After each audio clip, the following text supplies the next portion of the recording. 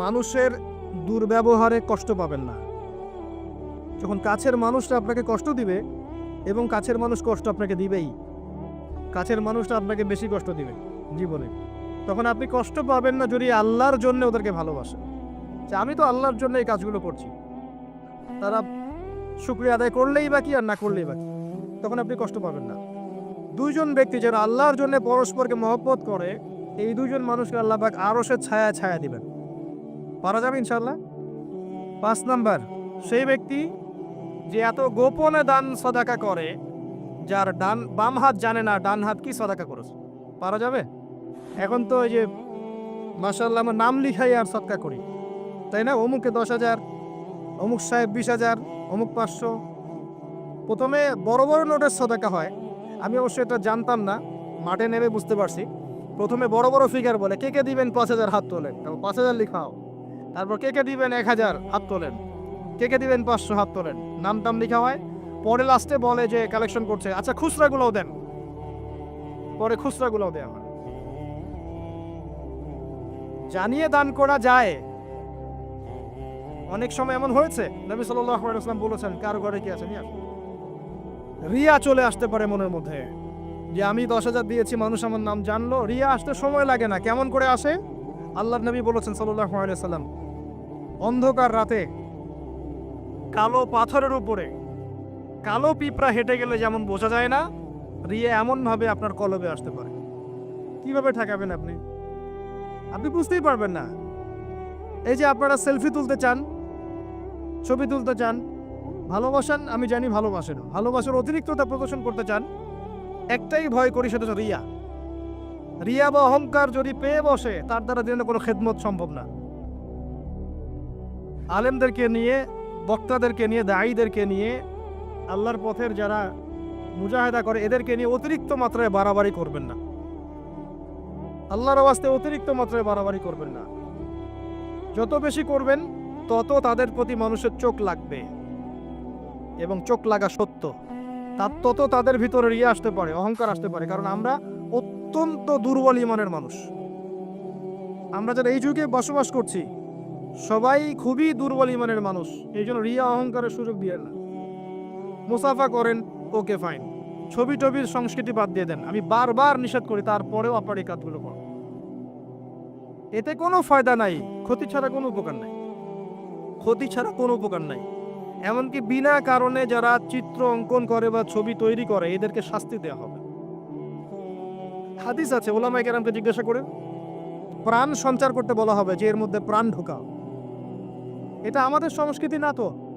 মূর্তি, ছবি, ভাস্কর্য বা যে উপাসনাগুলো করা, এগুলো আমাদের সংস্কৃতি নয়। এগুলো অন্য কালচার থেকে এসেছে। আমাদের সংস্কৃতি হচ্ছে আমল গোপন করে ফেলা, নিজেকে হাইড করা, গোপন করে রাখা। আল্লাহ পাক বোঝার তৌফিক দেখ তরুণ প্রজন্মকে। মনে কষ্ট নিবেন না, এটা বাস্তবতা। এগুলো করলে আমাদের মনের মধ্যে রিয়া অহংকার চলে আসে। আল্লাহর ওয়াস্তে আমাদেরকে মুখলেস ভাবে দিনের পথে কাজ করতে দেন। শান্ত থাকেন, এত আবেগী হয়েন না, এত অতি উৎসাহী হয়েন না। শান্ত থাকেন, রিল্যাক্স থাকেন। দিনের বিজয় একদিনে এক তাকবীরে হবে না, একদিনে দিনের বিজয় হবে না। আস্তে আস্তে আস্তে আস্তে দিন এগিয়ে যাবে ইনশাআল্লাহ। আল্লাহ পাকের একটা সুন্নাহ, আল্লাহ পাকের একটা চিরন্তন সুন্নাহ হচ্ছে, হুটহাট কিছু আল্লাহ পাক করেন না। দিন থেকে রাত হয় কি ধাপ করে হয়? আস্তে আস্তে আস্তে আস্তে রাত হয়। খেয়াল করে দেখেছেন? তারপরে যখন দিন হবে, রাত আস্তে আস্তে কেটে যাবে, দিন আস্তে আস্তে আসবে। ধাপ করে সূর্যোদয় হয়? হয় না। এটা আল্লাহর সুন্নাহ, একবারে কিছু হয় না। আপনি অসুস্থ হয়েছেন, দেখবেন আস্তে আস্তে সুস্থ হবেন। খেয়াল করে দেখেন। আবার আপনি আস্তে আস্তে অসুস্থ হবেন, ধাপ করে হবেন না। আল্লাহ পাকের সুন্নাহ আছে। দিনের বিজয়ে নবী সাল্লাল্লাহু আলাইহি ওয়াসাল্লামের 23 বছর সময় লেগেছে। ধীরে ধীরে স্টেপ বাই স্টেপ হবে। অতএব অতি উৎসাহী হবেন না, অতি আবেগী হবেন না। কনস্ট্রাকটিভ কাজ করেন, মাথা ঠান্ডা রাখেন, অতি আবেগী হবেন না, রিল্যাক্স থাকেন। আস্তে আস্তে দিনের কাজ করেন, ইনশাআল্লাহ দিন এগিয়ে যাবে ইনশাআল্লাহ। বেশি বেশি মানুষকে দেখাতে যায়েন না। আমার কথা শোনেন, আজকে বাংলাদেশে কয়জন কাদিয়ানি হয়েছে, কয়জন খ্রিস্টান হয়েছে, আপনি কি জেনেছেন? যারা করেছে ওরা কি ফেসবুকে স্ট্যাটাস দিয়েছে, ছবি দিয়েছে, আজকে অমুককে খ্রিস্টান বানালাম, দেখেন দিয়েছে? যদি দিত, তাদের কাজে তারা এখন সফল হতো না। যদি ওরা শুরু থেকে এই কাজগুলো করতো, তাদের কাজে তারা এত সফল হতো না। এখন দেখবেন কয়দিন পর কাদিয়ানীদের কনফারেন্স হবে, দেখে নিয়েন। কয়দিন পর দেখবেন যারা খ্রিস্টান হচ্ছে তারা প্রকাশ্যে সমাবেশ করবে, প্রকাশ্যে মানুষ শিয়া হয়ে যাচ্ছে, কত কি হয়ে যাচ্ছে আপনার খবরই নাই। প্রত্যন্ত অঞ্চলগুলো ঘুরে আসে, দেখেন এগুলো দিয়ে ভর্তি হয়ে গেছে। গলায় যে রশি এটা অলরেডি পরিয়ে টান দেওয়া শেষ, আর আমরা পরে আছি শোডাউন নিয়ে, ছবি তোলা, আপলোড দেওয়া, ভিডিও করা, এই করা। আমরা এত আবেগী কেন ভাই? যারা প্র্যাকটিক্যালি কাজ করছে ওরা এত আবেগ দিয়ে কাজ করছে না, প্র্যাকটিক্যালি কাজ করছে। দেখেন মাঠে ময়দানে কাজ করে শেষ করে ফেলছে। বিশ্বাস হচ্ছে না কথা? আপনি উত্তরবঙ্গ ঘুরে আসেন, গিয়ে দেখেন, পার্বত্য অঞ্চল ঘুরে আসেন, দেখেন। আর আমরা পড়ে আছি আইওয়া শোডাউনে। একটা লেকচার দিলে মনে হয় যে সারা জগতের মানুষকে জানাতে না পারলে ভালো লাগে না। গাড়ি থেকে নামবো, সারা দেশের মানুষ দেখুক আমি গাড়ি থেকে নামছি, ঠিক আছে? একজন ভাইকে পেয়েছি, সেলফি ফেসবুক তুলে, মানে একাকার অবস্থা, দেখুক সারা দেশের মানুষ উনি এসেছে স্টেজে। এতে করে ওম্মার উপকার যতটুকু না করলেন, ক্ষতি করে ফেলেছে। এটা আপনারা বুঝতে পারছেন না। যাই হোক, আমি আশাও ছেড়ে দিয়েছি অনেক অংশে যে আপনারা বুঝবেন। বিশ্বাস করেন, মন থেকে অনেকটা আশাও ছেড়ে দিয়েছি যে আপনারা বুঝবেন। মাঝে মাঝে অবস্থা আবার এমন হয়ে যাচ্ছে। তারপরেও দোয়া করি আল্লাহ পাক সবার মধ্যে সৎ বুদ্ধির উদ্ভব ঘটাক, আপনাদেরকে স্মার্ট মুসলিম হওয়ার তৌফিক দান করুন। ভিতরে ভিতরে আপনি আত্মশুদ্ধি অর্জন করেন, ব্যক্তি জীবনটা শুদ্ধ করেন, পরিবার ঠিক করেন, পড়াশোনা করেন, হালাল রিজিকের দিকে ফোকাস করেন, আলেম ওলামা সোহবতে যান, দিন শেখান, চর্চা করেন, প্রচার করেন। আস্তে আস্তে দিন আগাবে ইনশাআল্লাহ তাআলা। আল্লাহ পাক কি বলেছেন? ইউরিদুনা লিইউতফিউ নূরাল্লাহ, তারা চায় আল্লাহর নূরকে। আল্লাহর নূর মানে এখানে ইসলাম, একে মুখের ফুৎকার দিয়ে নিভিয়ে ফেলতে। কিন্তু আল্লাহু ইউতিম্মু নূরাহু ওয়ালাউ কারিহাল কাফিরুন, আল্লাহ পাক তার নূরকে প্রজ্বলিত করবেন যদিও কাফেররা তা পছন্দ করবে না। হুয়াল্লাযী আরসালা রাসূলাহু বিল হুদা ওয়া দীনিল হক লিইয়ুযহিরাহু আলা দীনি কুল্লি, তিনি সে আল্লাহ যিনি তার রাসূলকে পাঠিয়েছেন দ্বীনে হক সহ এবং হেদায়েত সহ, যাতে করে ইসলাম অন্য সমস্ত দ্বীনের উপর বিজয়ী হতে পারে। ওয়ালাউ কারিহাল মুশরিকুন, যদিও মুশরিকরা এটা পছন্দ করবে না। এটা আল্লাহ পাক করবেন। কখন করবেন? যখন আপনি আপনার কাজ দায়িত্ব পালন করুন। ইন তানসুরুল্লাহ ইয়ানসুর। আর যদি আমরা আল্লাহকে ভুলে যাই, নাসুল্লাহ ফানাসিয়াহুম, আমরা ভুলে গেলে আল্লাহও ভুলে যাবেন। আল্লাহ তো ওয়াদা করেছেন যে আনতুমুল আলাউনা ইন কুনতুম মুমিনিন, তোমরা যদি মুমিন হতে পারো আল্লাহ তোমাদেরকে বিজয় দিবেন। ওয়ালা তাহিনু ওয়ালা তাহজান, হীনবল হয় না, দুশ্চিন্তাও করো না। আল্লাহ তো ওয়াদা করেছেন। দুই ব্যক্তি নিজে পরস্পরকে আল্লাহর সন্তুষ্টির জন্য ভালোবাসে, আরো সে আজিমে ছায়া পাবে।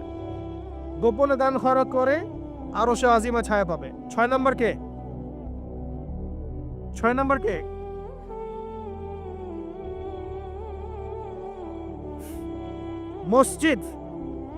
মসজিদের সাথে যাদের কলব অন্তর জুড়ে থাকে এরা হচ্ছে এক শ্রেণী। আমি সিরিয়াল 1 নাম্বার বলছি ন্যায়পরায়ণ বাদশা।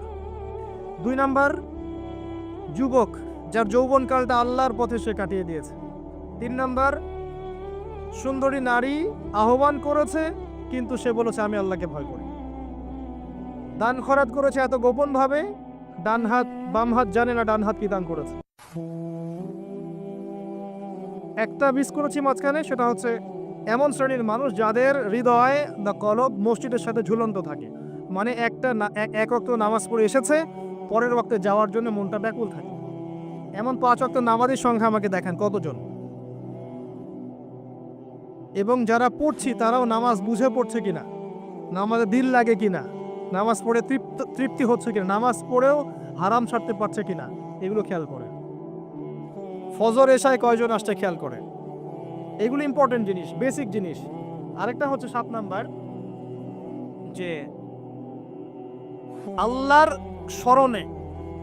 আল্লাহর স্মরণে যেই ব্যক্তিরা গোপনে চোখের পানি ফেলতে পারে, আল্লাহকে স্মরণ করেছে গোপনে নীরবে নিভৃতে, চোখ দিয়ে দরদর করে পানি পড়ছে, এই চোখ জাহান্নামের আগুন দেখবে না ইনশাআল্লাহ। এই 7 শ্রেণীর মানুষকে আল্লাহ পাক তার আরশের ছায়া দিবেন। আমরা কি আরশের ছায়া পেতে চাই? আল্লাহ পাক আমাদের এই 7 শ্রেণীর অন্তর্ভুক্ত হওয়ার তৌফিক এনায়েত করুন, আমিন। আমি আলোচনার শেষে এই 7টা পয়েন্ট আপনাদেরকে ধরবো। আমি জিজ্ঞাসা করব কারা বলতে পারেন, শুধু হাত উঁচু করবেন। এখন না, শেষের দিকে, একটু পরে। যিনি সঠিক উত্তর দিতে পারবেন আমার পক্ষ থেকে স্পেশাল পুরস্কার আছে ইনশাআল্লাহ, হাদিয়া দিব ইনশাআল্লাহ একটা, যদি বলতে পারেন। সাতটাই বলতে হবে, মনে মনে মুখস্থ করেন। লেকচার খালি শুনবেন, বাসায় গিয়ে ঘুমাবেন চলবে না। যেটা লেকচার শুনেছেন পড়া দিয়ে তারপর বাসায় যাবেন, এটা ক্লাসের মতো। এবার আসেন, এই আরশের ছায়া আল্লাহ পাক ছায়া দিবেন। এই আরশ আল্লাহ পাক সৃষ্টি করেছেন, তারপরে সৃষ্টি করেছেন কলম। কি সৃষ্টি করেছেন? কলম সৃষ্টি করে বলেছেন উকতুব, কলম বলেছে মাযা আকতুব, কলম তুমি লিখো। কলম বলেছে আমি কি লিখবো? আল্লাহ পাক বলেছেন কিয়ামত পর্যন্ত যা হবে সব লিখে ফেলো। কিয়ামত পর্যন্ত যা হবে সব লেখা আছে, আপনার তাকদীর নিয়ে দুশ্চিন্তা করবেন না। এরপর আল্লাহ পাক সৃষ্টি করেছেন মহাবিশ্ব। কয় দিনে? 6 দিনে। ওয়াল্লাযী খালাকাস সামাওয়াতি ওয়াল আরদা ফি 6 আইয়াম, 6 দিনে আল্লাহ পাক মহাবিশ্ব সৃষ্টি করেছেন। সুম্মা ইস্তাওয়া আলাল আরশ, এরপর আরশে আজিমে সমাসীন হয়েছেন। এরপরে শুনেন, আল্লাহ পাক দীর্ঘদিন পর্যন্ত মানুষ সৃষ্টি করেননি। হাল আতা আলাল ইনসানি হিনুম মিনাদ দার লাম ইয়াকুন শাইআম মাযকুরা, এমন একটা সময় চলে গেছে যে মানুষ কোনো আলোচ্য বিষয় ছিল না। পরে আল্লাহ পাক সৃষ্টি করেছেন মানুষকে। ওয়া ইয ক্বালা রাব্বুকা লিল মালায়েকা ইন্নী জাইলুন ফিল আরদি খলিফা, খলিফা করে পাঠিয়েছেন। খলিফা করে পাঠিয়েছেন। খলিফা কে এটা একটা বুঝতে হবে।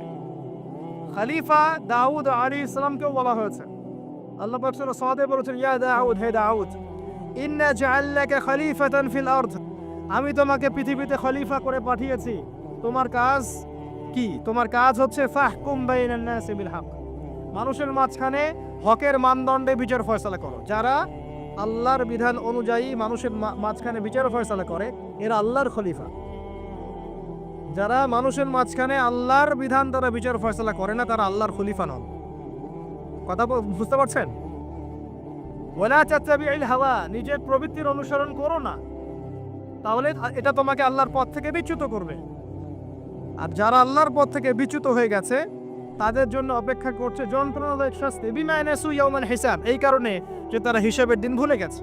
খলিফার ফাংশন আল্লাহর বিধান দিয়ে বিচার ফয়সালা করো। আসেন, এরপরে আল্লাহ পাক আদম আলাইহিস সালামকে নাম শিক্ষা দিলেন। আমি শেষ করে দিচ্ছি, ফিনিশিং এর দিকে আসছি, আপনারা একটু ধৈর্য ধরেন।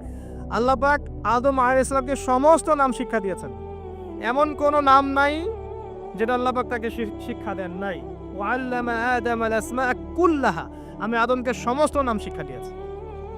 এরপরে সুম্মা আরদাহুম আলাল মালায়েকা, এরপরে ফেরেশতাদের সামনে এনেছে এবং ফেরেশতাদেরকে বলেছেন, আল্লাহ বলেছেন তোমরা এই নামগুলো বলে দাও। তারা বলেছে লা ইলমা লানা ইল্লা মা আল্লামতানা।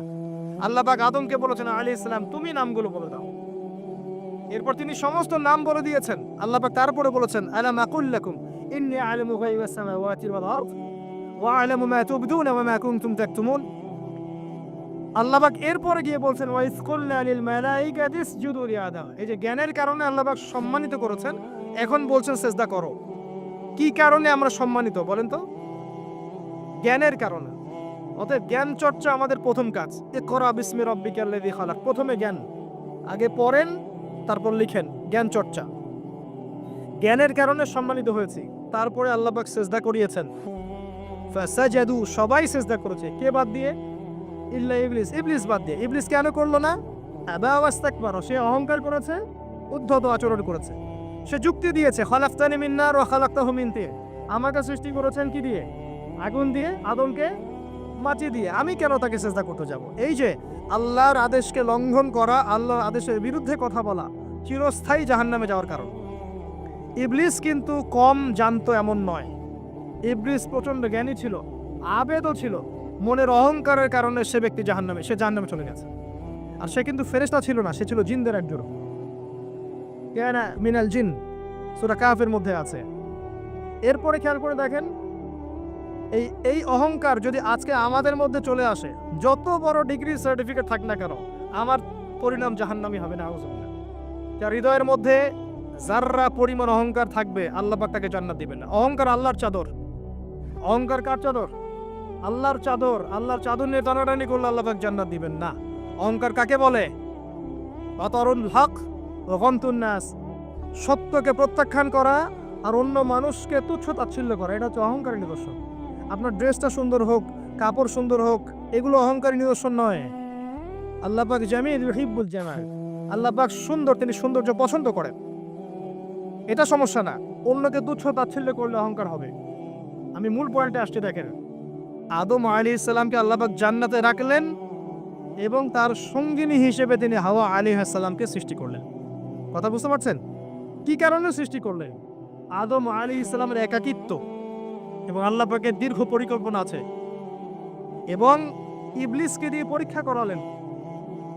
আদম আলাইহিস সালামের কোন জায়গা থেকে হাওয়া আলাইহিস সালামকে সৃষ্টি করা হয়েছে বলেন? পাঁজরের হাড়, সোজা না বাঁকা? নবী সাল্লাল্লাহু আলাইহি ওয়াসাল্লাম বলেছেন, বাঁকা হাড়কে জোর করে সোজা করতে যেও না, ভেঙে যাবে। আর ওই অবস্থায় ছেড়ে দিলে বাঁকাই থেকে যাবে। নসিহতের মধ্য দিয়ে, উত্তম আচরণের মধ্য দিয়ে পথ চলতে হবে। ওয়া আশিরুহুন্না বিল মারুফ, এছাড়া কোনো অপশন নাই। আমার কথা শোনেন, এই জায়গা থেকে মেয়েদের পয়েন্টে আসছি আমি। আল্লাহ পাক আদম থেকে হাওয়া সৃষ্টি করেছেন আলাইহিস সালাম। নারী পুরুষ একে অপরের প্রতিদ্বন্দ্বী নয়, যেমনটা পশ্চিমারা শিখিয়েছে। এখনকার আধুনিক আইন যা শেখাচ্ছে নারী পুরুষ একে অপরের প্রতিদ্বন্দ্বী, এখানে আল্লাহ বলছেন নারী পুরুষ একে অপরের পরিপূরক, একজন আরেকজনের অংশ, মহব্বত, ভালোবাসা, প্রণয়ের মাধ্যম, একে অপরের প্রতিদ্বন্দ্বী নয়। এখনকার সমাজ শিখায় ছেলে পড়লে আমি কেন পারবো না, সে পড়লে আমি কেন পারবো না, এটা শিখায় না? কাউন্টারিজম, মানে একে অপরের প্রতিদ্বন্দ্বী। আল্লাহ পাক বলছেন তা তোমরা একে অপরের পরিপূরক। খেয়াল করে দেখেন, এখান থেকে শুরু হয়েছে সৃষ্টি, তারপরে না সন্তান সন্ততি জন্ম নেওয়া হয়েছে। এখান থেকে আপনাকে হেদায়েত দিতে হবে যে নারীদেরকে বলবো, আপনারা পুরুষদের প্রতিদ্বন্দ্বী নন, আপনারা পুরুষদের পরিপূরক। একজন নেককার নারী একজন পুরুষের পিছনে থাকলে এই পুরুষ বিশ্ব জয় করতে পারবে ইনশাআল্লাহ। পরে আসেন নূহ আলাইহিস সালাম, তার স্ত্রী কি ঈমান এনেছিল? ঈমান আনে নাই। এখানে মনে রাখবেন, আপনি যদি ঈমান না আনেন, আকীদা ঠিক না করেন, আমল ঠিক না করেন, আপনার পরিচয়, বংশ, গোত্র, বর্ণ আপনাকে বাঁচাতে পারবে না। নূহ আলাইহিস সালামের স্ত্রী জাহান্নামে চলে গেছে, লূত আলাইহিস সালামের স্ত্রী জাহান্নামে চলে গেছে, যদিও তারা নবীদের আন্ডারে ছিলেন। আল্লাহর রাসূল সাল্লাল্লাহু আলাইহি ওয়াসাল্লাম তার মেয়ে ফাতিমা রাদিয়াল্লাহু আনহাকে বলেছেন, দুনিয়াতে যা চাওয়ার আমার কাছে চেয়ে নাও, পরকালে তোমার উপকার করতে পারছি না আমি। আর ফাতিমা রাদিয়াল্লাহু আনহা কেমন মানুষ ছিলেন আপনারা জানেন? তো আমি আমাদের মা বোনদেরকে অনুরোধ করবো, আল্লাহকে ভয় করেন, নিজের নফস ঠিক করেন, নিজের কবরের ফিকির করেন, আমল আকীদা ঠিক করেন। আপনি কত বড় আলেমের স্ত্রী, কত বড় শাইখের স্ত্রী, আপনি আপনার স্বামী কত বড় পলিটিক্যাল লিডার, কত বড় সোশ্যাল লিডার, এটার মানদণ্ড আল্লাহ দেখবেন না। আপনার ঈমান, আমল, তাকওয়া শুধু আল্লাহ পাক দেখবেন। আসেন কোরআনের পাতায় পাতায় যাই, চলেন আপনাকে নিয়ে যাচ্ছি। ইব্রাহিম আলাইহিস সালাম নাম শুনেছেন? তার স্ত্রী সারা আলাইহিস সালাম পৃথিবীর সুন্দরী নারীদের মধ্যে অন্যতম। দুজন সুন্দরী নারীর কথা এসেছে, একজন হাওয়া আলাইহিস সালাম, একজন সারা আলাইহিস সালাম। আমাদের এইসব সুন্দরী নারীদের চেয়ে হাজার গুণ সুন্দরী ছিল, অত্যন্ত সুন্দরী। খেয়াল করে দেখবেন, এই যে ইব্রাহিম আলাইহিস সালামের বংশধর যারা, তাদের চেহারা এবং মানে সুরত কিন্তু অত্যন্ত সুন্দর। আমাদের নবী মুহাম্মদ সাল্লাল্লাহু আলাইহি ওয়াসাল্লাম প্রচন্ড সুন্দর ছিলেন না? তার আদি পিতাকে ইসমাইল আলাইহিস সালাম না? ইসমাইল আলাইহিস সালাম ইব্রাহিম আলাইহিস সালামের সন্তান নয়? ওই দেখেন ব্লাড চলে আসছে। ইউসুফ আলাইহিস সালাম, তার বাবাকে ইয়াকুব আলাইহিস সালাম, তার বাবা ইসহাক আলাইহিস সালাম, তার বাবা ইব্রাহিম আলাইহিস সালাম। ওই যে একই লেগেসি দেখেন, তারা প্রচন্ড সুন্দর ছিলেন। এমনকি নবী সাল্লাল্লাহু আলাইহি ওয়াসাল্লাম মেরাজের রাতে গিয়ে যখন ইব্রাহিম আলাইহিস সালামের সাথে সাক্ষাৎ করেছেন, তিনি পরে বলেছেন যে আমার শকল, সুরত আর ইব্রাহিম আলাইহিস সালামের চেহারার মধ্যে অনেক মিল আছে, সাদৃশ্য আছে, একই রকম। আমরা কিন্তু দরুদের মধ্যেও মুহাম্মদ সাল্লাল্লাহু আলাইহি ওয়াসাল্লামের নামের পাশে ইব্রাহিম আলাইহিস সালামের নাম বলছি। তাদের উভয়ের জীবনে প্রচন্ড মিল ছিল, একই রকম ছিল। পয়েন্টে আসেন, সারা আলাইহিস সালাম অত্যন্ত সুন্দরী ছিলেন। তিনি একাই তার স্বামীর সাথে বের হয়ে চলে গেলেন কোথায়? ওই যে প্যালেস্টাইন, যেটা এখন দখল করে রেখেছে এই জিউসরা। তার সাথে কেউ নাই, ইব্রাহিম আলাইহিস সালামের সাথে পরিবার নাই, সমাজ নাই, কেউ নাই। তার স্ত্রী আছে। একজন নেককার স্ত্রী সাথে থাকলে স্বামী বিশ্ব জয় করতে পারবে। এই জায়গায় আমি ছেলে মেয়ে সবার জন্য হেদায়েতের কথা বলছি। মেয়েরা আমাকে অনেক অভিযোগ দিয়েছে, মেয়ে নিয়ে কোনো কথা বলি না ওয়াজের মধ্যে। আমি এখন কিছু কথা বলে শেষ করছি। সারা আলাইহিস সালাম যখন যাচ্ছেন, একজন লম্পট রাজা, মনে আছে, লম্পট একজন বাদশা তাকে ভোগ করতে চেয়েছিল, তুলে নিয়ে কিডন্যাপ করেছে। এই সময় ইব্রাহিম আলাইহিস সালাম মাজুর ব্যক্তি, নামাজে দাঁড়িয়ে গেছেন, আল্লাহর কাছে সাহায্য চাচ্ছেন। এটাই নবীগণের সুন্নাহ, কোনো সমস্যায় পড়লে নামাজে দাঁড়িয়ে যেতেন। আর আমরা এখন সমস্যায় পড়লে হাউমাউ শুরু করি, তাই না? আর এদিকে সারা আলাইহিস সালাম আল্লাহর কাছে দোয়া করছেন, আল্লাহ তুমি যদি জেনে থাকো আমি আমার সতীত্ব আমার স্বামী ছাড়া অন্য কাউকে দেই নাই, তাহলে আজকে এই জালেমের হাত থেকে আমাকে রক্ষা করো। হাত বাড়াতে না বাড়াতেই তার হাত অবশ্যই পড়ে গেছে। সুবহানাল্লাহ। তিনবার চেষ্টা করেছে, তিনবার বেহুশ হয়ে পড়ে গেছে। এই সারা আলাইহিস সালামের মতো সতীত্ব রক্ষাকারী জেনারেশন কি এখন আছে? এখন তো নিজে নিজের সতীত্ব বিলিয়ে দিতে পারলে বাঁচে। এমনকি কেউ যদি নাও নেয় সতীত্ব, দেখা যায় যে নগ্ন ছবি তুলে ইমো, ফেসবুক, হোয়াটসঅ্যাপে আপলোড দিয়ে শেষ করে ফেলছে, তাই করছে না? ভিডিও কলে প্রেম হচ্ছে, আপনার এই যে গার্লফ্রেন্ড বয়ফ্রেন্ডের সাথে কফি খাচ্ছে, বিছানায় যাচ্ছে, লেডিং করছে, বিয়ের আগে সব শেষ। বিয়ের পরে যখন এরা কোনো ঘরে যাবে, ওই ঘরে কি সুখ আসবে, শান্তি আসবে? মা বোনদেরকে বলবো, আর আমাদেরকে খেয়াল রাখতে হবে, আমরা যেন আমাদের ঘরে সারা আলাইহিস সালামের মতো মেয়ে স্ত্রী তৈরি করতে পারি। আল্লাহ আমাদের তৌফিক দান। দেখেন সতীত্বের পাওয়ার, আল্লাহ পাক হাত অবশ করে ফেললেন। এবার ওই বাদশা হাদিয়া দিচ্ছে হাজারা আলাইহিস সালামকে, ঠিক আছে? হাজারা আলাইহিস সালামকে ইব্রাহিম আলাইহিস সালাম বিয়ে করলেন, কি জন্য করলেন? সন্তানের জন্য। বাই দ্য ওয়ে, এখন আবার একাধিক বিয়ে যদি কেউ করে ফেলে, তাকে সমাজে বা বাঁকা চোখে দেখা হয়, তার মনে চরিত্র সমস্যা আছে। কিন্তু বিয়ে না করে বিয়ের আগে 10টা প্রেম করলে কোনো সমস্যা নেই, বিয়ের আগে 1000টা জেনা করলে কোনো সমস্যা নাই, পতিতালয় গেলে সমস্যা নাই, ফ্রি মিক্সিং গেলে সমস্যা নাই, গার্লফ্রেন্ডকে নিয়ে ঘুরতে গেলে ডেটিং করলে কোনো সমস্যা নাই। আবার বিয়ে করে ঘরে স্ত্রী থাকতেও বাইরে পরকীয়া করলে কোনো সমস্যা নাই। এগুলোকে আমরা উন্মুক্ত করছি, কিন্তু কেউ সাহস করে যদি কোনো বিধবার দায়িত্ব নেয়, কোনো তালাকপ্রাপ্তার দায়িত্ব নেয়, কোনো অসহায়ের দায়িত্ব নেয়, তাকে খারাপ চোখে দেখা হয়। এই হলো আমাদের সাইকোলজি। অথচ আল্লাহ পাক এই বিধানটা দিয়েছেন কোরআন এবং সুন্নাহয়। যাই হোক, তার জন্য শর্ত আছে, শর্ত পূরণ না হলে করবেন না, কখনো ফরজ নয়। কিন্তু কেউ যদি শর্ত পূরণ করে করতে পারে, তাকে ডিসকারেজ কেন করতে যাবেন? সমাজ চেঞ্জ হয়ে গেছে। হাজরা আলাইহিস সালাম, এখান থেকে আমি আমাদের মা বোনদেরকে এবং আমাদেরকে একটা হেদায়েতের কথা বলবো ইনশাআল্লাহ। হাজরা আলাইহিস সালামের ঈমান, আমল, তাওয়াক্কুল দেখেন। তার গর্ভে আল্লাহ পাক সন্তান দিলেন ইসমাঈল আলাইহিস সালামকে। এবার আল্লাহ পাক বলছেন রেখে আসো, কোথায়? ওই মক্কায়, জনমানব শূন্য জায়গায় রেখে আসলেন। সাথে আছে সামান্য পানি, কিছু খেজুর, রেখে আসছেন এবং ইব্রাহিম আলাইহিস সালাম পিছনে হেঁটে চলে যাচ্ছেন। হাজরা আলাইহিস সালাম বলছেন, আইনা তাযহাবু ইয়া ইব্রাহিম, আপনি কোথায় যাচ্ছেন হে ইব্রাহিম? আপনি আমাদেরকে জনমানব শূন্য জায়গায় ফেলে কোথায় চলে যাচ্ছেন? ইব্রাহিম আলাইহিস সালাম কিচ্ছু বলছেন না, বুকের মধ্যে পাথর। স্ত্রী সন্তানকে জনমানব শূন্য জায়গায় রেখে গেলে কি ভালো লাগবে? গেল বুকের মধ্যে পাথর, চুপ করে আছেন। এক পর্যায়ে হাজরা আলাইহিস সালাম বলছেন, আপনি কি আল্লাহর আদেশে এই কাজটা করছেন? তখন তিনি বলছেন, হ্যাঁ, নাম, এতটুকু বলেছেন, আমি আল্লাহর আদেশে করছি। এবার এই দেখেন, হাজরা আলাইহিস সালাম বলছেন, যদি আল্লাহর আদেশে আপনি করে থাকেন, তাহলে আল্লাহ কোনোদিনও আমাদেরকে ধ্বংস করবেন না ইনশাআল্লাহ। তাওয়াক্কুল। আমি আপনাকে বুঝাই, এখানে কোনো মানুষ নাই, কোনো খাবার নাই, কোনো পানিও নাই, তারপরেও তিনি বলছেন আল্লাহ ধ্বংস করবেন না। আপনি কি বুঝতে পারছেন কি অবস্থা? এবার খাবার পানি শেষ হয়ে গেল, সাই করছেন সাফা টু মারোয়া, মারোয়া টু সাফা, শুধু এক ফোঁটা পানির জন্য। কাকে খাওয়াবেন? বাচ্চাকে। এই দৌড়টা আল্লাহ পাকের কাছে এত পছন্দ হয়েছে, কিয়ামত পর্যন্ত হজের মধ্যে আল্লাহ পাক রেখে দিয়েছেন এটাকে। আপনি সাই করছেন, এটা কার সুন্নাহ? হাজরা আলাইহিস সালামের। হজের ম্যাক্সিমাম কাজগুলি তাদের পরিবার কেন্দ্রিক। জামরায় পাথর নিক্ষেপ করা, এই যে তাওয়াফ করছেন, মাকাম ইব্রাহিমে দাঁড়িয়ে নামাজ পড়ছেন, সব কিন্তু এই বংশের সাথে জড়িত।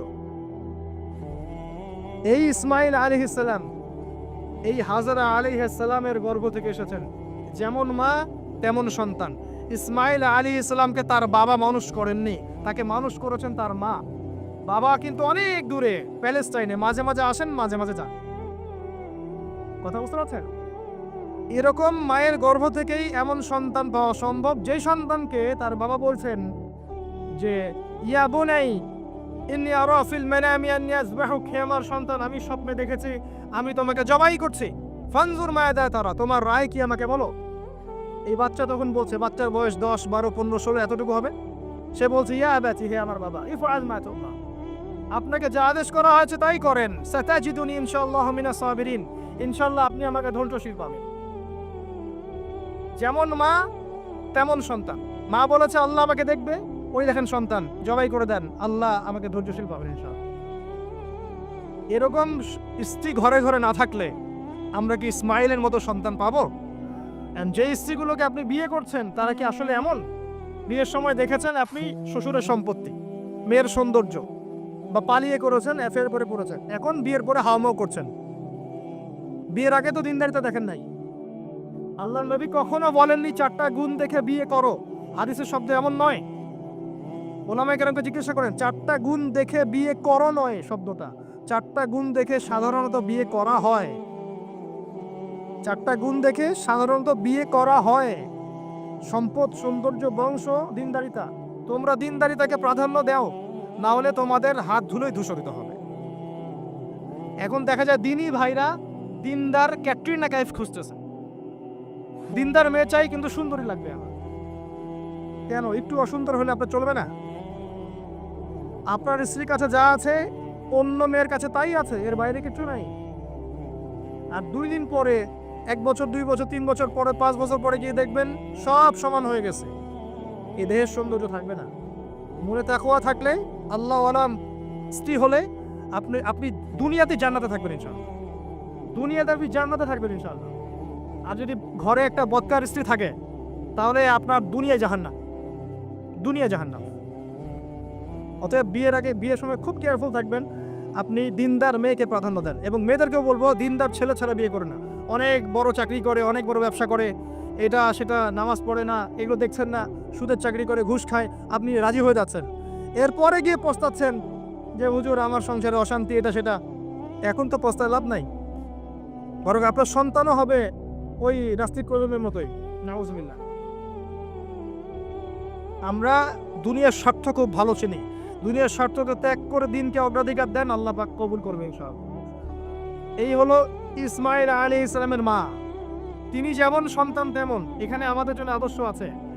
এখনো যদি আমরা দিনের বিজয় চাই, প্রত্যেক পরিবারের কর্তাকেও হতে হবে ইব্রাহিমের মতো আলাইহিস সালাম। প্রত্যেক পরিবারের সন্তানদেরকে হতে হবে ইসমাইলের মতো আলাইহিস সালাম। প্রত্যেক পরিবারের মা বোনদেরকে হতে হবে হাজরা সারার মতো। তবে আদর্শ পরিবার হবে ইনশাআল্লাহ। আল্লাহ পাক আমাদের সবার পরিবার এমন করে দিন, আল্লাহুম্মা আমিন। এবং এটা অসম্ভব কিছু না, এটা সম্ভব। এটা করতে গেলে আপনাকে সরকার প্রশাসন বাধা দিবে না, আপনাকে পিটাবে না, কিছু করবে না। এটা আপনার উপরে, এটা আপনি করতে পারেন। এই ইসলাম সংশোধন আপনি করতে পারেন, চেষ্টা করেন। আল্লাহ পাক তৌফিক এনায়েত করুন। আর কয়েকটা আমি নসিহত করে শেষ করছি মেয়েদের জন্য। সেটা হচ্ছে, পরে চলে আসেন মারিয়াম আলাইহিস সালাম। তার সতীত্ব এত পবিত্র ছিল, আল্লাহ পাক তাকে মিরাকেল বানিয়েছেন। তার গর্ভে ঈসা ইবনে মারিয়ামকে জন্ম দিয়েছেন। খেয়াল করে দেখেন, ফেরাউন, মনে আছে ফেরাউন? তার ঘরে একজন ইমানদার মহিলা ছিল না? নবী সাল্লাল্লাহু আলাইহি ওয়াসাল্লাম মেরাজে গিয়েছেন, সেখানে দেখেছেন বেশিরভাগ অধিবাসী জাহান্নামে নারী। এর মধ্যেও তিনি একটা সুগন্ধ পাচ্ছেন জান্নাতের। তিনি জিজ্ঞাসা করলেন, এই সুগন্ধ কোত্থেকে আসছে? তখন জিবরাইল আলাইহিস সালাম তাকে জানিয়ে দিলেন, এটা ফেরাউনের সেই যে দাসী যাকে ফেরাউন হত্যা করেছিল ঈমানের কারণে, ওর ঘর থেকে, জান্নাতের সেই ঘর থেকে সুগন্ধ আসতেছে। ফেরাউনের ঘরেও মুমিনা নারী থাকতে পারে, তাহলে আমাদের ঘরে থাকতে পারে না? থাকতে পারে। ফেরাউনের ঘটনা মনে পড়লো যে মুসা আলাইহিস সালাম, তার মা সন্তানকে ভাসিয়ে দিয়েছিলেন না সিন্ধুকে, মনে আছে? আল্লাহ পাক ওই সন্তানকে তার কোলে আবার ফিরিয়ে দিয়েছেন, মনে আছে? এখানে একটা শিক্ষা আছে। প্রিয় মা বোনরা, আপনারা যদি আপনাদের সন্তানকে আল্লাহর পথে দেন, আল্লাহ পাক আপনার চক্ষু শীতল করে দিবেন ইনশাআল্লাহ।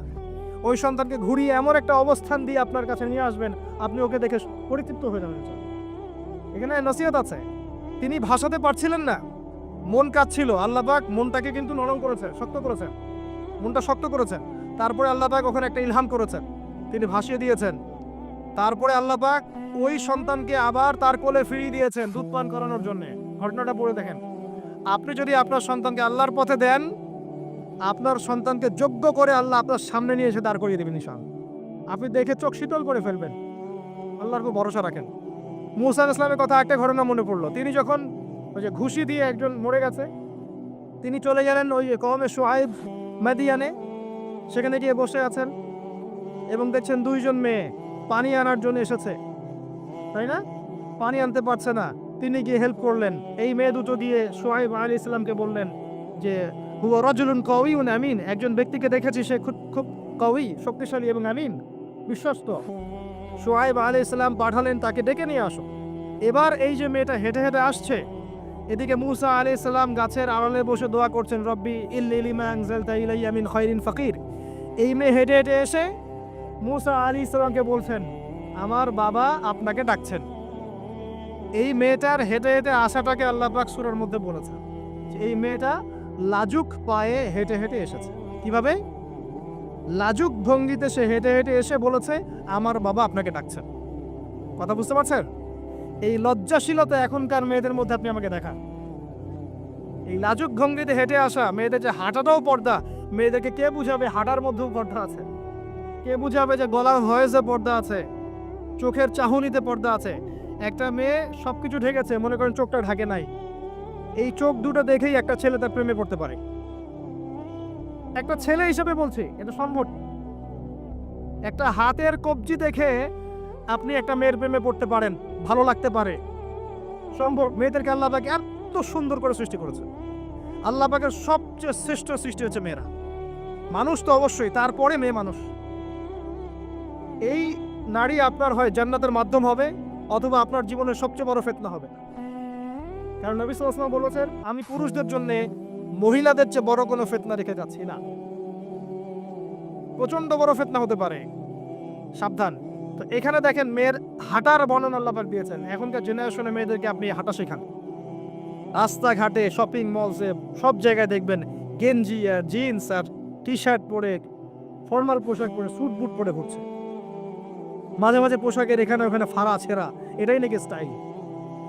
এমন পোশাক পরছে যেটা পরেও দেহের অঙ্গ প্রত্যঙ্গ বোঝা যাচ্ছে, এমন পোশাক পরছে যেটা বাইরে থেকে ভিতরের অঙ্গ দেখা যাচ্ছে।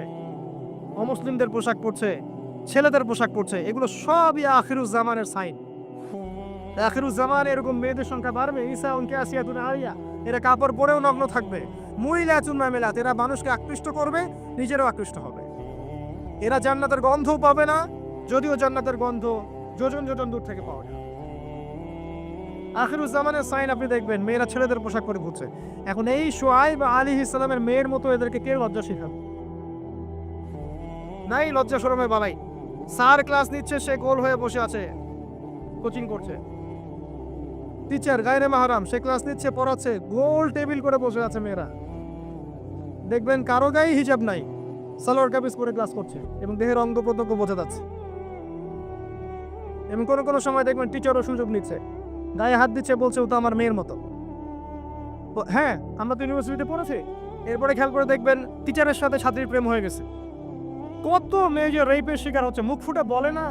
যে কয়টা খবর আসে পেপার পত্রিকা, এগুলো খুব নগণ্য খবর, বাস্তবতা আরো অনেক কঠিন, পরিসংখ্যান অনেক বেশি, অনেক বেশি। মেয়েরা তো আর মুখ ফুটে বলবে না আমার সাথে এরকম অন্যায় করা হয়েছে। কিছু কিছু মেয়ে যখন বলে তখন আপনি খবর পান। অনেক মেয়ে প্রাইমারি স্কুল থেকেও, তারা প্রাইমারি লেভেল থেকে একদম বয়স যখন 10-15 এখান থেকে শুরু করে কলেজ পর্যন্ত ধর্ষণের শিকার হয়েছে, রেপের শিকার হয়েছে। গার্লফ্রেন্ড বয়ফ্রেন্ডের দ্বারা বা টিচারের দ্বারা, কোনো কোনো ক্ষেত্রে চলতে ফিরতে গুন্ডা মাস্তানের দ্বারা।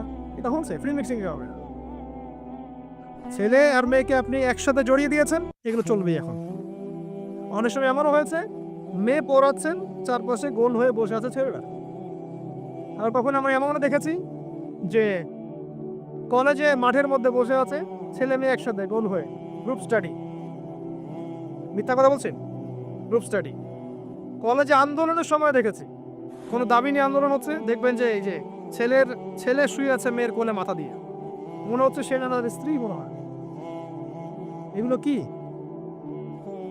এগুলো চলছে। এখন এখানে আপনি কিভাবে আপনার বাসায় পর্দা ধরে রাখবেন? কিভাবে সম্ভব? বেশি বেশি মেয়েদের যুগোপযোগী মাদ্রাসার প্রয়োজন, বেশি বেশি মেয়েদের ইসলাহি আলোচনার দরকার, মেয়েদের মধ্যে দাওয়াতি কাজের দরকার। এবং মেয়েদেরকে অনেক সময় দাওয়াতি কাজের অভাবে ভুল দাওয়াত দিয়ে বাড়ি থেকে বের করে নিচ্ছে, মাহরাম ছাড়া সফর দিচ্ছে। খেয়াল করে দেখেন, এমন অনেকও জামাত বের হচ্ছে মাহরাম ছাড়া জেলা জেলায় সফর, দলিল দিচ্ছে এটাও নাকি জিহাদ। নাউযুবিল্লাহ। কিভাবে হচ্ছে? কারণ আমরা যেহেতু ওদের দাওয়াতটা কমিয়ে দিচ্ছি, মেয়েরা মেয়েদের মধ্যে দাওয়াতি কাজ করছে না, দাওয়াত সংকীর্ণ, বেদাতীরা এবং ভ্রষ্ট যারা পথভ্রষ্ট এরা ওদেরকে ঘর থেকে বের করে নিচ্ছে। ইসলামের নামেও বোরখা পরিয়েও বের করে নিচ্ছে। খুব অবস্থা খারাপ। আপনি খেয়াল করেন, দেখবেন এগুলো ধরতে পারবেন। তো এই বিষয়গুলো খেয়াল রাখেন। কোরআনের পাতায় পাতায় হেদায়েত আছে। আমি বললে অনেক লম্বা হয়ে যাবে, শেষ করছি এদিকে এসে।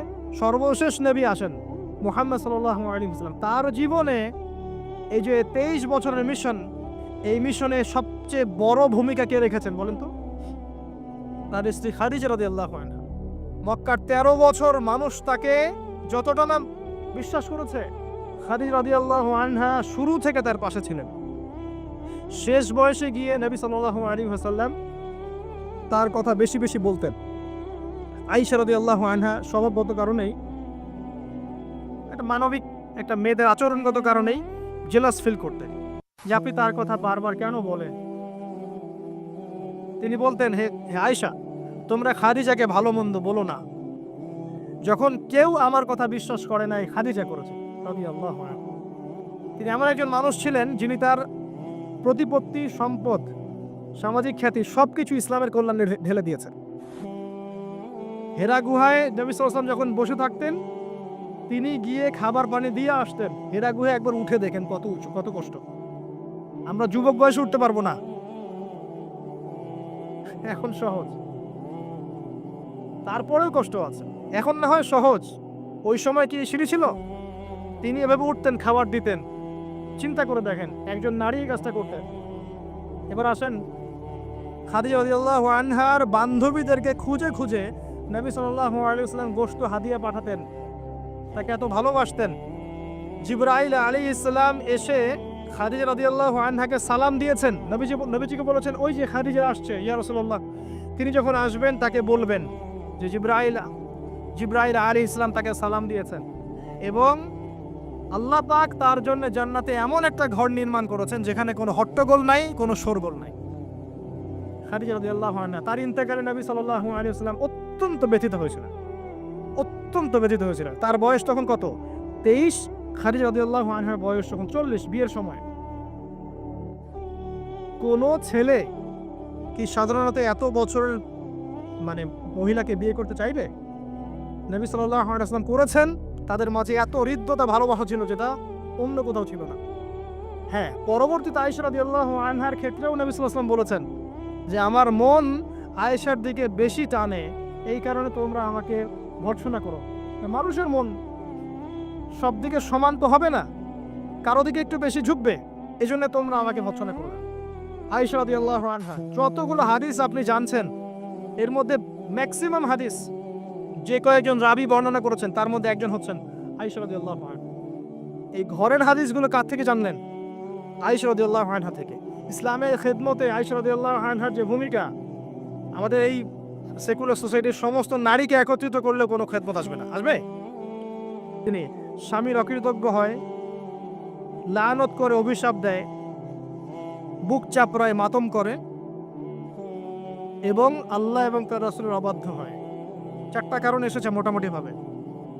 মৃত্যুবরণ করলে কেউ তারা মাতম করে, ঘাত পাত, থাপড় দেয়, চাপড়ায়, জামা কাপড় ছিঁড়ে ফেলে, অনেক ক্ষেত্রে এমন করে। এই কারণে মাইয়াতকে শাস্তি দেওয়া হয়, মা বোনদেরকে এটা ত্যাগ করতে হবে। এরপরে স্বামীর অকৃতজ্ঞ হয়, স্বামী সারা জীবন যদি তার জন্য কাজ করে, তার জন্য তার ভরণ পোষণের ব্যবস্থা করে, একদিন যদি কোনো কিছু ভালো না পায় বলে বসে সারা জীবন তোমার কাছে কিছুই পেলাম। এবং বেশি বেশি অভিশাপ দেয়, ঝগড়া লাগলেই গালিগালাজ এবং অভিশাপ দিয়ে বসে। এই কাজগুলো যদি তারা ত্যাগ করতে পারে, ইনশাল্লাহ তারা বেশি বেশি জাহান্নামে যাবে না। তবে তাদের বেশি বেশি জাহান্নামে যাওয়ার বর্তমান মডার্ন একটা কারণ হচ্ছে ফেমিনিস্ট রেভলিউশন। ভালো করে শোনেন, ফেমিনিস্ট রেভলিউশন সেই কারণ যার কারণে এখনকার নারীদেরকে আপনি বাসায় রাখতে পারছেন না পর্দায়। এর কারণে মেয়েরা বাইরে বের হয়ে যাবে, ফ্রি মিক্সিংয়ে যাবে, পর্দা ছেড়ে দিবে, নামাজ কালাম দেখবেন ঠিক ঠিকানা নাই, দেখবেন দিনের জ্ঞান অর্জন করবে না, বেশি বেশি হারাম রিলেশনশিপে লিপ্ত হবে, জেনা বাড়বে, ধর্ষণ বাড়বে, পরকীয়া বাড়বে, আস্তে আস্তে তারা জাহান্নামে। এটা হচ্ছে ফলাফল। এটাই সেই কারণ যার কারণে বেশিরভাগ নারী জাহান্নামে যাবে। খুব সতর্ক থাকবেন। কোনো কোনো ক্ষেত্রে দেখা যায় সামান্য দুনিয়ার স্বার্থে তারা নগ্ন হয়ে মডেলিং করতেও দ্বিধাবোধ করছে না, নগ্ন হয়ে ফিল্মগুলোতে কাজ করতেও দ্বিধাবোধ করছে না, ইজ্জত বিলিয়ে দিয়ে টাকা কামাই করতে দ্বিধাবোধ করছে না। কোনো কোনো ক্ষেত্রে দেখা যায় এগুলোকে তাদের ব্রেন ওয়াশ করা হয়েছে। এগুলো সামাজিক সোসাইটির মধ্যে এগুলো আপনার ডিগনিটির মাধ্যম, সম্মানের মাধ্যম, এগুলো বলা হচ্ছে। এই বিষয়গুলো খেয়াল রাখবেন, এই বিষয়গুলো খেয়াল রাখবেন আল্লাহর ওয়াস্তে। এগুলো সম্মানের মানদণ্ড নয়। সম্মানের মানদণ্ড আপনার ঈমান, আমল, তাকওয়া এবং আপনার সতীত্ব। একবার সতীত্ব চলে গেলে কখনো ফিরে আসবে না। আল্লাহ পাক বোঝার তৌফিক দান করেন। আর সর্বশেষ কথা হচ্ছে, এই উম্মতের নারীদের জন্যই নবী সাল্লাল্লাহু আলাইহি ওয়াসাল্লাম 4টা কাজের সুসংবাদ দিয়েছেন। 4টা কাজ করতে পারলেই জান্নাতের যে কোনো দরজা দিয়ে ইচ্ছা তারা প্রবেশ করতে পারবে। বাসায় গিয়ে এই হাদিসটা শুনিয়ে দিয়েন। 1 নাম্বার, তারা যদি 5 ওয়াক্ত নামাজ পড়তে পারে, 5 ওয়াক্ত নামাজ টাইম টু টাইম পড়তে পারে। 2 নাম্বার, তারা যদি রমজান মাসে সওম রাখতে পারে। 3 নাম্বার, তারা যদি লজ্জাস্থানের হেফাজত করতে পারে, মানে পর্দা করতে পারে। এখানে আমি খাস পর্দা বোঝাচ্ছি, ডিজিটাল পর্দা বোঝাচ্ছি না, খাস পর্দা বোঝাচ্ছি। পোশাক এমন হবে না যেটা পরলে শরীরের কাঠামো বোঝা যায়, এমন পোশাক চলবে না। পোশাক এমন হবে না যেটা পরলেও বাইরে থেকে ভিতরের অঙ্গ দেখা যায়। পোশাক এমন হবে না যেটা অমুসলিমদের সাথে সাদৃশ্য আছে। আর পোশাক এমন হবে না যেটা পুরুষদের পোশাক। তারা যদি তাদের লজ্জাস্থানকে হেফাজত করতে পারে। আর 4 নাম্বার, যদি স্বামীর আনুগত্য করতে পারে। এই 4টা কাজ যে নারী করতে পারবেন, ইনশাআল্লাহ জান্নাতের যে কোনো দরজা দিয়ে ইচ্ছা প্রবেশ করতে পারবেন ইনশাআল্লাহ তাআলা। আমরা পারিবারিক ক্ষেত্রে স্বামীদেরকে অনুরোধ করব, আমাদের অনেক দোষ আছে। স্বামী, ভাই, পিতাদেরকে অনুরোধ করব যে মেয়েদেরকে ছোটবেলা থেকে পড়াশোনা শেখায়। কন্যা সন্তান হলে মুখটা কালো করার দরকার নাই। তারা আমাদের বোঝা নয়, বরং তারাই দেখবেন ওমর, খালিদ, ওসমান, আলীর মতো সন্তান জন্ম দেবে ইনশাআল্লাহ আযজা ওয়া জাল। তাদের গর্ভ থেকেই সন্তান জন্ম হবে ইনশাআল্লাহ। সন্তান মেয়ে হলে মুখটা কালো করার প্রয়োজন নেই।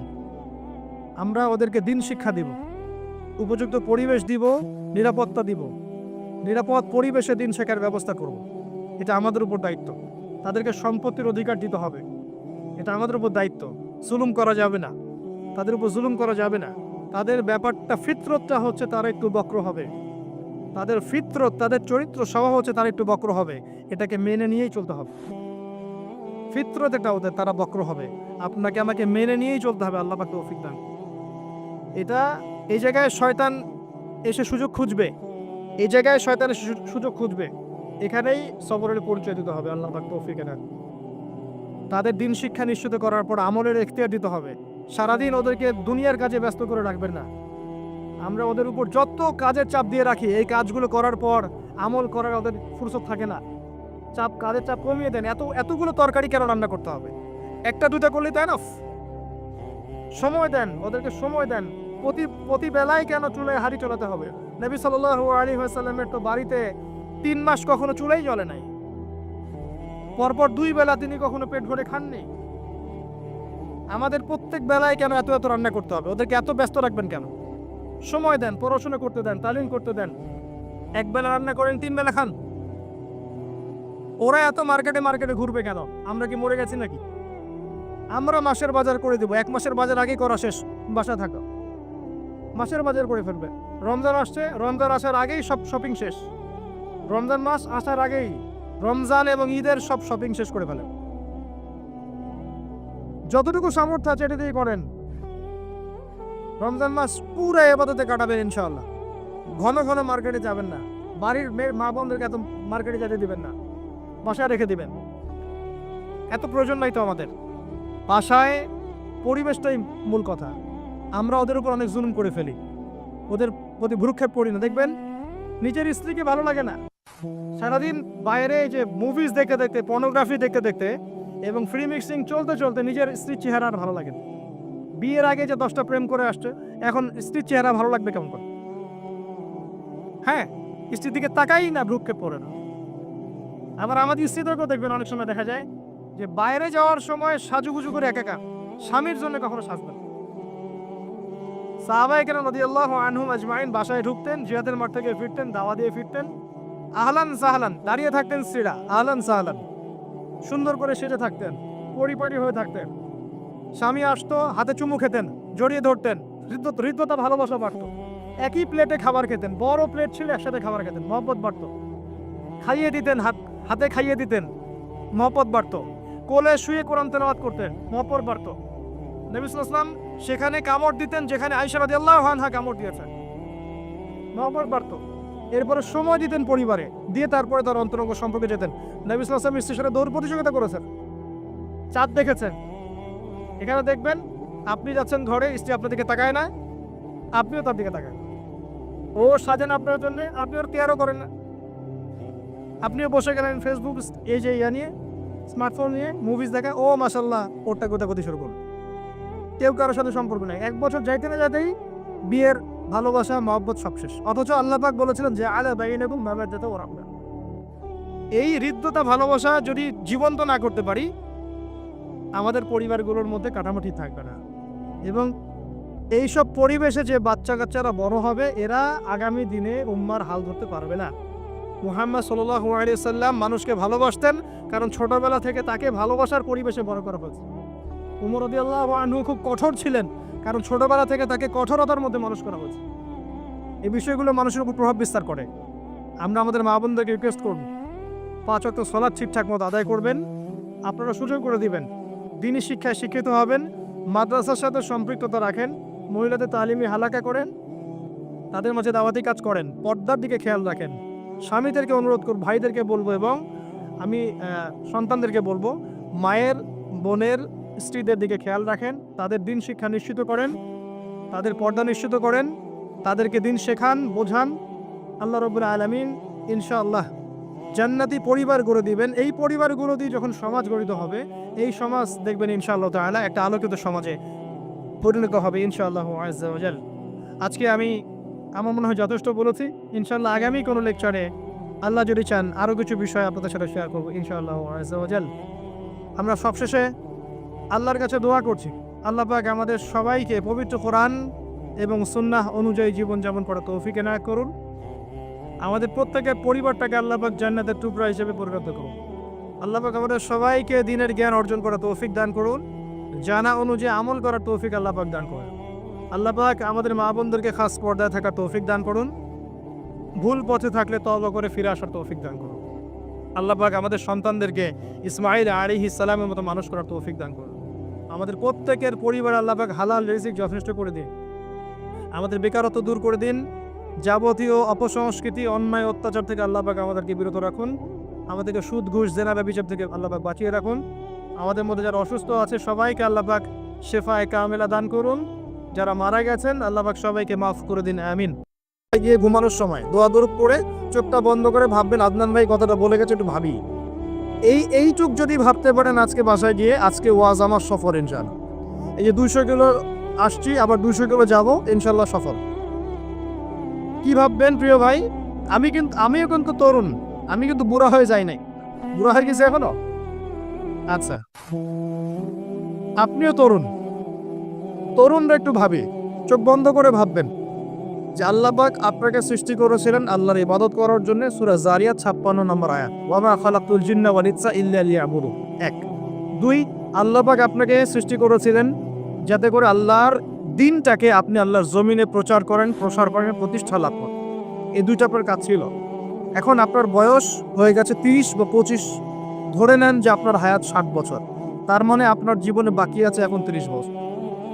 এই যে 30 বছর আপনি নষ্ট করেছেন বা চলে গেছে, চোখ বন্ধ করে চিন্তা করবেন এই 30 বছরে কত ওয়াক্ত নামাজ পড়েছেন, কতদিন রোজা রেখেছেন, এই 30 বছরে 30টা আয়াত আপনি পড়েছেন কিনা, এই 30 বছরে 30টা সূরা আপনি শিখেছেন কিনা, 30 বছরে আপনি 30টা ইসলামিক বই পড়েছেন কিনা, আপনি নবীর 30টা হাদিস পড়েছেন কিনা, 30 দিন জামাতের সাথে নামাজ পড়েছেন কিনা, 30 দিন দ্বীনের দাওয়াত দিয়েছেন কিনা, 30টা দিন দান সদকা করেছেন কিনা।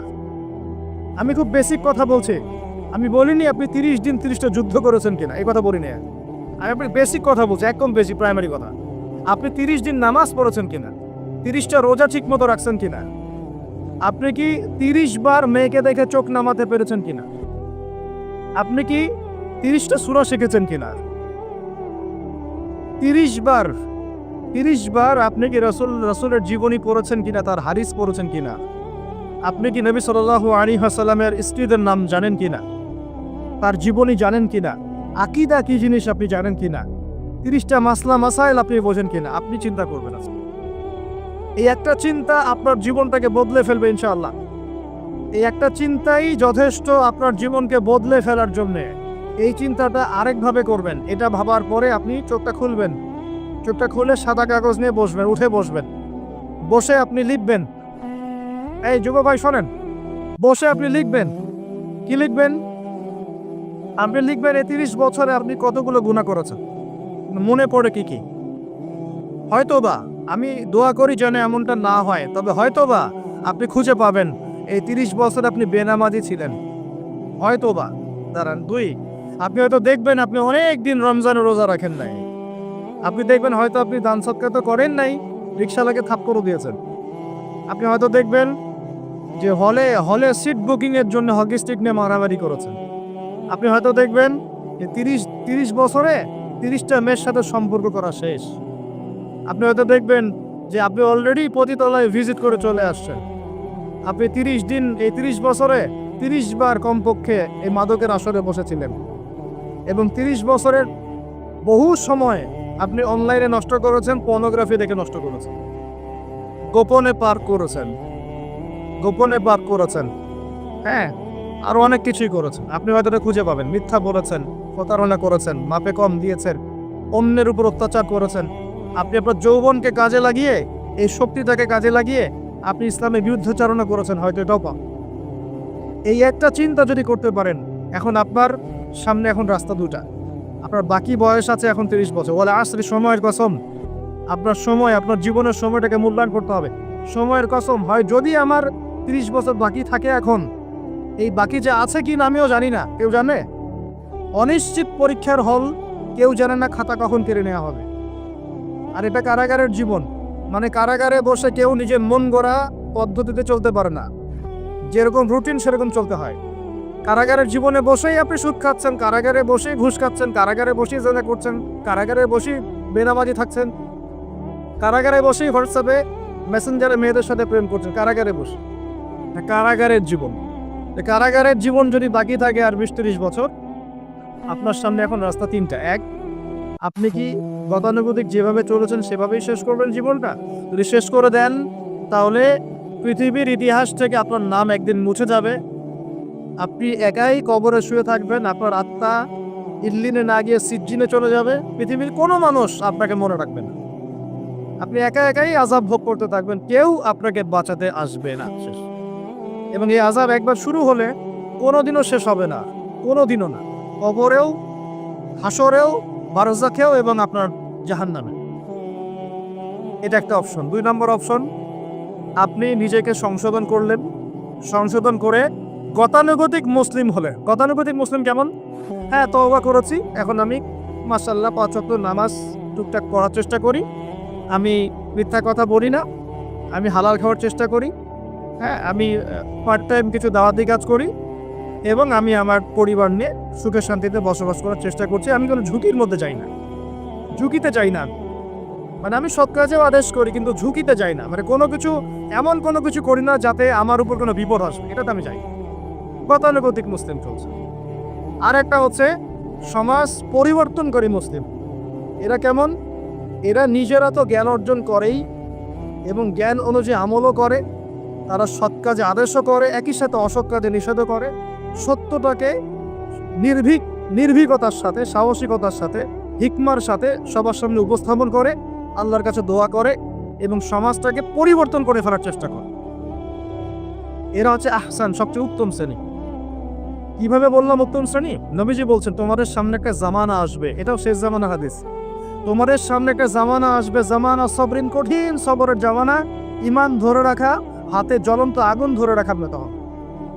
ওই সময় যদি তোমরা কেউ আমার সুন্নতের উপর অটল থাকতে পারো, আমার মৃত সুন্নতকে আবার জীবিত করতে পারো, তাহলে 50 জন শহীদ সাহাবীর নেকি পাবে ইনশাআল্লাহ। এরা সমাজ পরিবর্তনকারী মানুষ। আর ইতিহাসে যারা সমাজ পরিবর্তনকারী মানুষ, তাদের জীবনে পরতে পরতে বিপদ আপদ বলা মুসিবত আসবেই। আমার আমার ছোট্ট গবেষণায় 4টা ক্ষেত্র থেকে আসতে পারে যখন আপনি হকের উপর থাকবেন। 1 নাম্বার, প্রথম বাধা চলে আসবে পরিবার থেকে। কোত্থেকে? পরিবার। আপনি গতানুগতিক মুসলিম হলে আপনি সব জায়গায় পার পেয়ে যাবেন, কিন্তু যদি একটু কঠোরতা প্রয়োগ করেন যে আমি একদম কোরআন সুন্নাহর 100% ফলো করতে চাই, আমি এমন না যে নামাজও পড়ি শুধু খাবো, এমন হব না। আমি নামাজও পাবো, শুধু খাবো না। আমি রোজাও রাখবো, আমি যাকাতও দিব, আমি হজমরাও করবো, আল্লাহর বিধানের প্রতি শ্রদ্ধাশীল থাকবো, চেষ্টা করবো ইসলামটা প্রসার করার প্রতিষ্ঠার চেষ্টা করবো। তখন আপনার প্রথম বাধা আসবে পরিবার থেকে। দাড়ি রাখছো কেন? দাড়ি রাখলে তোমাকে এরকম লাগে। হ্যাঁ, তুমি টাকের উপরে কাপড় কেন পরলে তোমাকে অমন লাগে। আগে তো গিটার বাজাইতা, আগে তো গান গাইতা, আগে মেয়ে নিয়ে থাকতা, ভালো ছিল। এখন কেন সারাদিন বই নিয়ে পড়ে থাকো, ইসলামিক বই নিয়ে পড়ে থাকো, নামাজ দিয়ে পড়ে থাকো? হ্যাঁ, কি পরিবর্তন হলো? বাবা মার টেনশন, এখন পিতামাতার টেনশন। কেউ তো এরকম অ্যাডভার্টাইজ বানিয়ে টিভিতে দেখাচ্ছে, এগুলা দেখেন নাই? আগে ছেলে ভালো ছিল, হঠাৎ করে কি পরিবর্তন হয়ে গেল। হ্যাঁ, সুবহানাল্লাহ। আল্লাহর পথে ফিরে আসা মানুষের ক্রাইটেরিয়াগুলো মেনশন করে করে বলছে, এগুলো দেখা গেলে যোগাযোগ করবেন স্থানীয় কর্তৃপক্ষের সাথে, ওই ছেলের মতো সমস্যা আছে। আস্তাগফিরুল্লাহ, আস্তাগফিরুল্লাহ। একজন ব্যক্তি গিটার বাজাতো, গান গাইতো, মাদকের সাথে ছিল, মেয়ে নিয়ে ফুর্তি করত, সেখান থেকে এসে নামাজ পড়ছে, এই জন্য কি সে জঙ্গি হয়ে যাবে? এখন সে মাশাআল্লাহ কোরআন তেলাওয়াত পড়ছে, কোরআন বোঝার চেষ্টা করছে, আলেম ওলামার কাছে গিয়ে পরামর্শ করছে, হাদিস পড়ছে, এই জন্য কি সে জঙ্গি হয়ে গেছে? পশ্চিমারা যা গিলায় আমরা তাই গিলি। পশ্চিমারা যা গিলায় আমরা তাই গিলবো কেন? ওদের কাছে কিসের জ্ঞান আছে? পশ্চিমাদের কাছে কোরআনের জ্ঞান আছে, হাদিসের জ্ঞান আছে। ও ও সিলেক্ট করে দিবে যে কোনটা জিহাদ আর কোনটা জঙ্গিবার? আশ্চর্যকর ব্যাপার। কোরআন এবং সুন্নাহর চর্চা যদি মুসলিমরা করে, তাহলে কি তারা সন্ত্রাসী হয়ে যাবে? ওরা তো চাইবেই যেন আমরা এই কাজগুলো না করি। ওরা তো চাইবেই যাতে আমরা কোরআন সুন্নাহর চর্চা না করি। ওরা যা বলে সেই ভাষায় আমরা কথা বলা শুরু করেছি। ওরা বলছে, একটু পরে আমি বোঝাচ্ছি আপনাদেরকে, ওরা বলেছে যে জ্ঞান সেটাই, ভালো করে বোঝেন, জ্ঞান সেটাই যেটা পরীক্ষা নিরীক্ষা, যুক্তি বিজ্ঞান, দর্শন দিয়ে লাভ করা যায়। আর আমরা বলছি আল্লাহর ওহী হচ্ছে চূড়ান্ত জ্ঞান। আল্লাহর ওহী কি? চূড়ান্ত জ্ঞান। এই যে জ্ঞানতাত্ত্বিক পার্থক্য, ওরা যা দেখে না তাতে বিশ্বাস করে না, এই কারণে তারা জিনে বিশ্বাস করে না, আত্মায় বিশ্বাস করে না, আল্লাহ বিশ্বাস করে না, ফেরেশতায় বিশ্বাস করে না, পরে আগের আসমানি কিতাবে বিশ্বাস করে না, নবী রাসূলে বিশ্বাস করে না, কবরের আযাব, জান্নাত জাহান্নাম, মিজান, পুরস্কার কোনো কিছুই বিশ্বাস করে না। কেন করে না? ওদের এপিস্টেমোলজি হচ্ছে, জ্ঞানতাত্ত্বিক দর্শন হচ্ছে যা দেখি না বিশ্বাস করি। ওই দর্শনটা আমরা কাট পেস্ট করে নিয়ে আমাদের ছোট ছোট বাচ্চাদেরকে এখন গিলাচ্ছে এগুলা। ওই দর্শন কেন ফলো করবো আমরা? আমাদের দর্শন হচ্ছে চূড়ান্ত জ্ঞান কার পক্ষ থেকে আসে? আল্লাহর পক্ষ থেকে আসে। আল্লাহ যা সত্য বলেছেন তাই সত্য, আল্লাহ যা মিথ্যা বলেছেন তাই মিথ্যা। আল্লাহর ওহী চূড়ান্ত সত্য মিথ্যার মানদণ্ড, মানুষের যুক্তি বিজ্ঞান দর্শন নয়। এই জায়গায় তো পার্থক্য, সে করেই তো পার্থক্য। এই জ্ঞানতাত্ত্বিক সংজ্ঞায় পার্থক্য বলেই তো আপনাকে ডারউইনের মতবাদ পড়াচ্ছে, কারণ সে তো বিশ্বাসই করে না যে মানুষকে আল্লাহ সৃষ্টি করেছে। আর আমরা বিশ্বাস করি আদম আলাইহিস সালামকে সৃষ্টি করেছেন কে? অতএব এই মতবাদের আমাদের কোনো প্রয়োজন নাই, কারণ আমরা তো জানি কোরআনে আল্লাহ পাক এটা বলেছে। যে জানে না, যার কাছে কোরআন নাই, যার কাছে হাদিস নাই, তার ওই মতবাদের প্রয়োজন আছে, আমার তো নাই। ওরা যা বলে আমরা তাই গেলার চেষ্টা করি। ওরা এগুলো সংজ্ঞা শিখিয়ে দিয়েছে যে মুসলিম যুবকরা এরকম এরকম করলে তারা খারাপ হয়ে যাবে, এখন বাস এটা প্রচার করা হচ্ছে। আশ্চর্য বিষয়। আমরা তো চাইবো প্রত্যেক ঘরে ঘরে কোরআনওয়ালা মানুষ তৈরি হোক, হাদিসওয়ালা মানুষ তৈরি হোক, নামাজি হয়ে যাক সবাই, তাহলে সমাজে শান্তি আসবে। একজন নামাজি ব্যক্তি বেশি ভদ্র হয় না বেনামাজি ভদ্র হয়? বলেন। নামাজ মানুষকে শৃঙ্খলা শেখায় না, কোরআন মানুষকে মানবতা শেখায় না। কোরআন সুন্নাহর কোনো জায়গায় কি বলা আছে নিরপরাধ কোনো মানুষকে হত্যা করতে হবে? বরং আমি তো একটা আয়াত বললাম, কেউ যদি একজন মানুষের জীবন বাঁচায়, সূরা মাইদা আল্লাহ পাক বলছেন, কেউ যদি একজন মানুষের জীবন বাঁচায়, সে যেন পুরো মানব জাতিকে বাঁচালো, বলি আলহামদুলিল্লাহ। আর কেউ যদি কোনো মানুষকে অন্যায়ভাবে হত্যা করে, সে যেন পুরো মানব জাতিকে হত্যা করে।